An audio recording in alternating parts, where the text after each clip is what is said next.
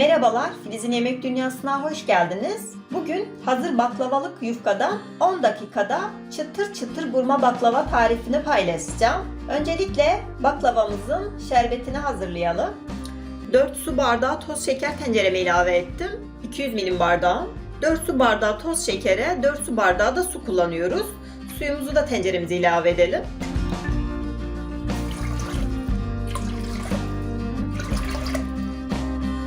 Şöyle 4 bardak, yarım da limon ilave ettik. Tenceremizin altını yakalım. Şerbetimiz kaynamaya başladığından itibaren ocağımızın altını kısalım. Kısık ateşte 15-20 dakika şerbetimizi kaynatalım. Şerbetim 20 dakikadır bu şekilde kısık ateşte kaynıyor. Ben ocağımın altını kapatıyorum. Şerbetimizi soğumaya bırakıyorum. Baklavamızın yapımına geçiyoruz.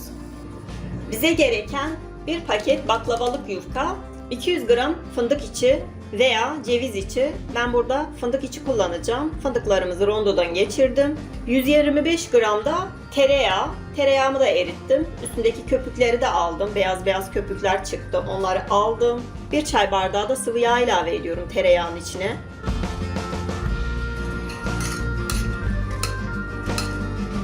Yufkamızı böyle serelim. Üzerine tereyağımızdan gezdirelim.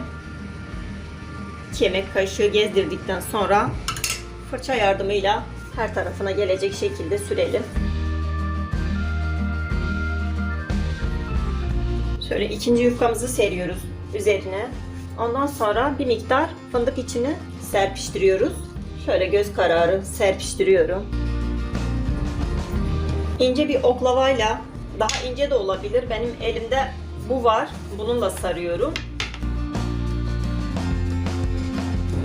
Sardıktan sonra bu şekilde her iki yandan tutup içe doğru kırıştırıyoruz.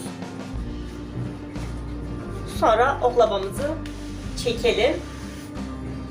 Bu şekilde tepsimizin içine alalım. İşlem çok basit. Bütün yufkalarımızı bu şekilde yapıyoruz, bitiriyoruz. Ondan sonra fırınımıza alacağız, pişirmeye bırakacağız. Siz 3 katlı da yapabilirsiniz ama bana 2 kat daha çıtır çıtır oluyor, daha güzel oluyor. Oklavamıza sarıyoruz. Sardıktan sonra iki yandan buruşturuyoruz. Adı da buradan çıkmış. Buruşturduğumuz için burma tatlı diye geçiyor.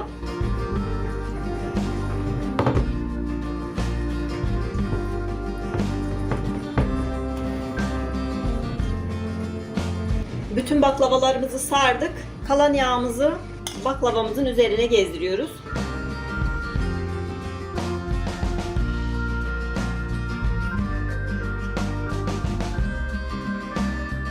İnanılmaz bir şekilde tepsim çatladı. Baklavamızı 180 derecede ısıtmış olduğumuz fırınımıza götürüyoruz. Altı üstü kızarana kadar pişirmeye bırakıyoruz.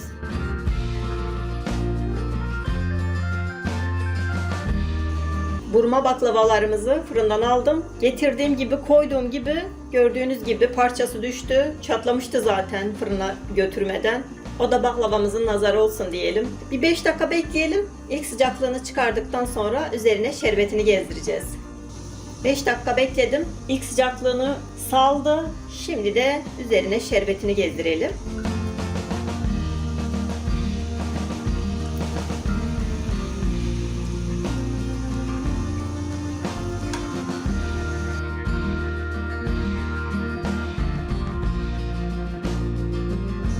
Bizi buraya kadar izlediyseniz ve hala kanalımıza abone değilseniz kanalımıza abone olmayı, yorum kısmına yorum yazmayı ihmal etmeyin. Yorumlarınız benim için çok değerli. Sorularınız olduğunda cevap vermeye çalışıyorum. Benim tarifim de bu şekilde. Gördüğünüz gibi bütün şerbetin üzerine gezdiriyoruz ve işlemi tamamlıyoruz. Burma baklavamız servise hazır. Gördüğünüz gibi şahane görünüyor. Kırık tepsimle ben burada videomuza son verelim. Deneyecek olanlara şimdiden afiyet olsun. Bizi izlediğiniz için teşekkür ederim. Kanalımıza abone olmayı, yorum yazmayı unutmayın. Sevgiyle kalın. Hoşça kalın arkadaşlar.